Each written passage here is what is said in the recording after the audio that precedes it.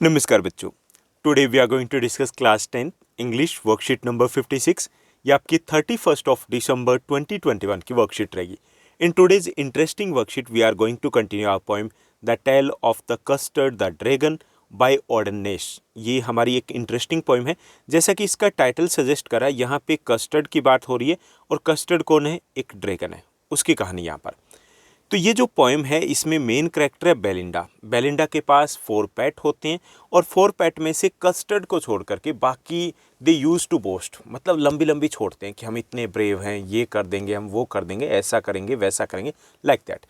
और कस्टर्ड को डिक्लेयर कर दिया जाता है कि भाई ये तो कवर्ड है, डरपोक है, ओके, डरता है। और कस्टर्ड जो बिहेव करता है वो भी कुछ ऐसे ही करता है, because Custard was demanding for the safe cage, एक सेफ केज की डिमांड कर रहा था, ओके। लेकिन एक्चुअली में कुछ उल्टा होता है। जब कुछ सिचुएशन आती है तो जो बोस्टफुल थे, लंबी लंबी छोड़ते थे, कि जो खुद को ब्रेव डिक्लेयर कर रखा था, वो पूंछ दबा करके भाग जाते हैं। और कस्टर्ड है वहाँ पर उस सिचुएशन में, उस सिचुएशन को फेस करते हैं और सबको सेव करते हैं।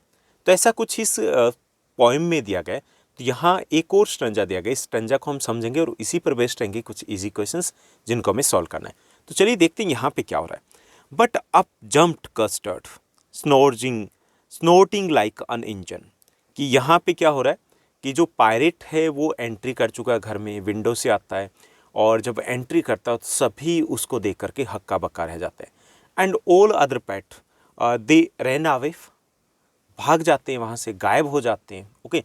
बेलिंडा है, सिर्फ वो उसकी आवाज़ निकलती है, help help help.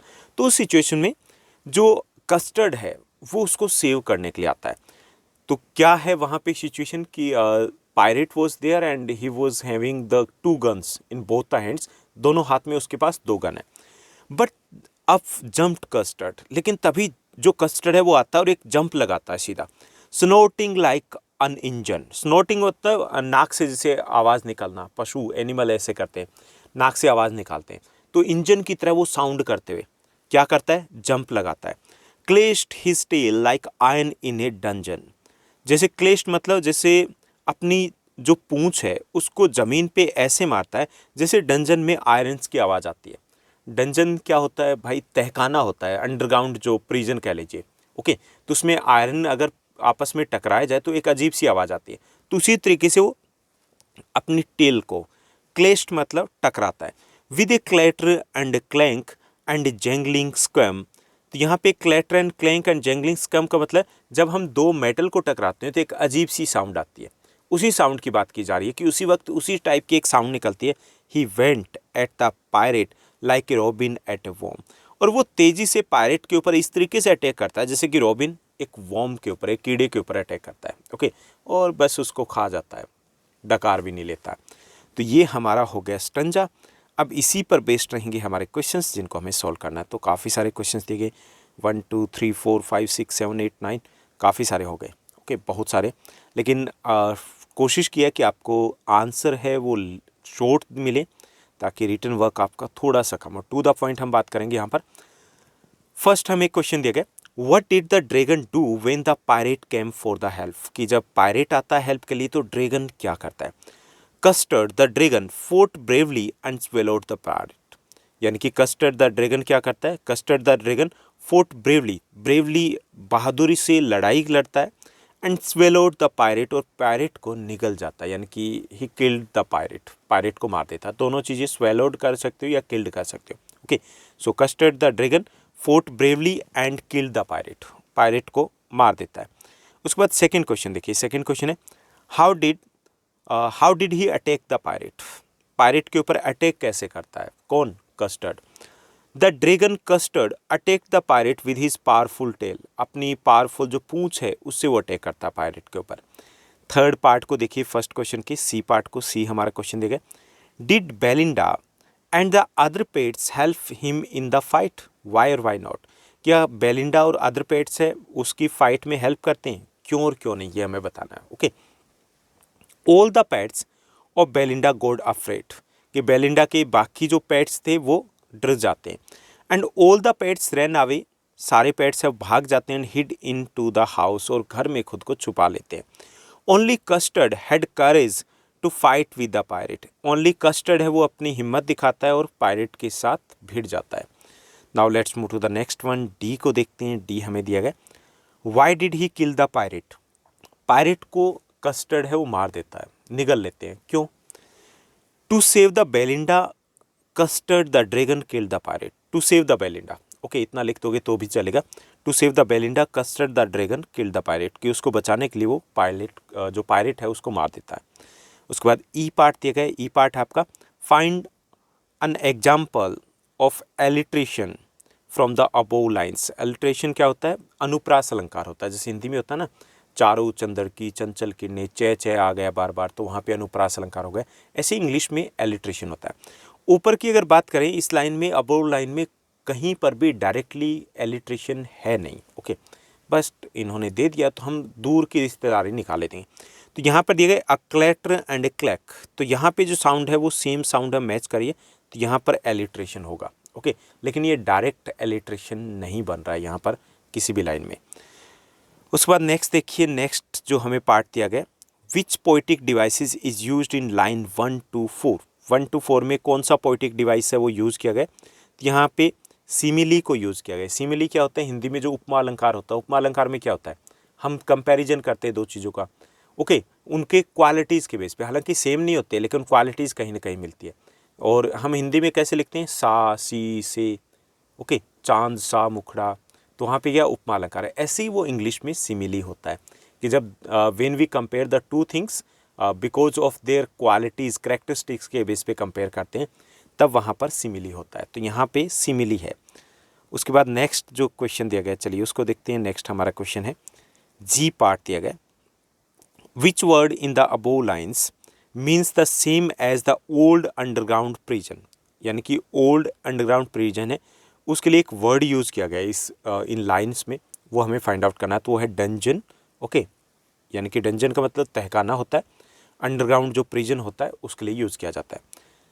Now let's move to the next one. Next question को देखते हैं। सेकंड हमारा क्वेश्चन दिया गया, how did Belinda and the pets feel when the pirate was killed. कि जब पायरेट को मार दिया जाता है तो बेलिंडा और उसके पेट्स कैसा फील करते? Belinda became so happy that she embraced custard intimately. कि बेलिंडा बहुत खुश हो जाती है और कस्टर्ड को गले लगा लेती है। Her pets also celebrated the death of the pirate, और उसके पेट्स है वो भी इस चीज़ को सेलिब्रेट करते हैं by dancing around the Custard joyfully, और कस्टर्ड के चारों तरफ वो डांस करने लगते हैं खुशी से। Now let's move to the next question, third one को देखिए। थर्ड क्वेश्चन हमें दिया गया, why do you think the pirate would have done what do you think the pirate would have done if he knew there was a dragon in the house. कि अगर pirate को पहले से पता होता कि अंदर ड्रैगन है तो वो क्या करता, ओके, ऐसा होता तो। Belinda and her pets except, अगर छोड़ दिया जाए, एक्सक्लूडिंग कस्टर्ड, वर टेरिफाइड, बाकी जो पेट्स है वो डर जाते हैं, एंड क्राइड फॉर हेल्प, और हेल्प के लिए चिल्लाते हैं। Ink, Blink and Mustard fled away cowardly, और इंक है, ब्लिंक है और मस्टर्ड है, वो मतलब कायर की तरह भाग जाते हैं वहाँ से। Custard fort with him bravely and killed him, custard है पायरेट के साथ लड़ता है और उसे मार देता है। If the pirate knew about the dragon he would have not entered in the house. कि अगर पायरेट को ये बात पहले से पता होती कि अंदर ड्रैगन है तो शायद वो घर में एंट्री भी नहीं करता। Now let's move to the next one. Fourth question को देखते हैं। फोर्थ हमें क्वेश्चन दिया गया, all of the characters in the poem, poem में जितने भी करेक्टर दिए गए, who is really brave and why, उनमें से कौन रियली में, इन रियल सेंस में ब्रेव है और क्यों? Belinda and her 3 pets excluding Custard were very proud of their bravery but they were not really brave. कि बेलिंडा और उसके पेट्स है, उसमें कस्टर्ड को अगर छोड़ दिया जाए तो वो एक तरीके से लंबी लंबी छोड़ते हैं अपनी ब्रेवरी को लेकर के, but they were not really brave, लेकिन वो एक्चुअली में ब्रेव है नहीं, बहादुर है नहीं। It was only Custard who had the courage to face the pirate so he was the real brave. अब वहाँ पे सिर्फ कस्टर्ड होता है जो पायरेट को फेस करता है, तो रियल ब्रेव कौन हुआ? वो कस्टर्ड होगा। Now let's move to the next one. Next हमारा 5th क्वेश्चन दिया गया, Custard saved everyone's life. Custard है हर किसी की लाइफ बचाता है उस फैमिली में से, उस घर में से। Did it change their attitude towards him, क्या इससे जो अदर मेंबर्स हैं उनका एटीट्यूड उसके लिए चेंज होता है? वाई और वाई नॉट, हमें एक्सप्लेन करना है। Belinda embraced custard because he had saved everyone by killing the pirate. Belinda है कस्टर्ड को गले लगा लेती है क्योंकि उसने सबकी जान बचाई थी पायरेट को मार के। Mustard licked him to show his affection. Mustard है वो लिक करता है अपने अफेक्शन को शो करने के लिए।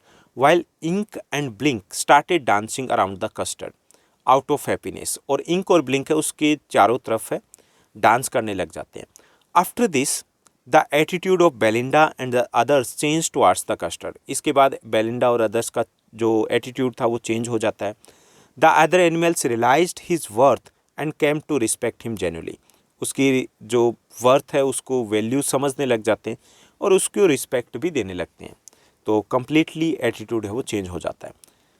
Now let's move to the next question. Next हमें क्वेश्चन दिया गया 6th क्वेश्चन है। This is the last question of this worksheet. यहाँ दिया गया custard the dragon except that Belinda and the other pets are braver than him. Custard है वो इस चीज़ को एक्सेप्ट कर लेता है कि बेलिंडा और बाकी पेट्स है वो उससे ज़्यादा ब्रेव है। What qualities of Custard are reflected here. इससे कस्टर्ड की किस क्वालिटी का पता चलता है ये हमें बताना है। कस्टर्ड्स हम्बलनेसनेस, कस्टर्ड की जो हम्बलनेस है won every readers heart as he showed true bravery and didn't boast like Belinda and her other pets. कि यहाँ पे उसकी हम्बलनेस दिखती है क्योंकि वो जो बोल रहे हैं तो वो सोचता है कि बोलने दो, ओके, और वो बोस्टफुल भी नहीं है। So Custard's humbleness won every readers heart as he showed true bravery and didn't boast like Belinda and her other pets. Everyone boasted of their bravery. हर कोई अपनी ब्रेवरी के बारे में लंबी लंबी छोड़ते हैं। But when they faced real danger, जब वास्तव में डेंजर उनके सामने आता है, it was only Custard who had the courage to face it. तब एक कस्टर्ड ही होता है जो उस डेंजर को फेस करता है। तो ये थी हमारी आज की वर्कशीट। आई होप सब कुछ आपको अच्छे से समझ में आया होगा। अगर आपको ये वीडियो ये वर्कशीट अच्छी लगी तो इस वर्कशीट को लाइक और शेयर जरूर कीजिएगा। आज के लिए बस इतना ही। Thank you, bye bye, have a nice day.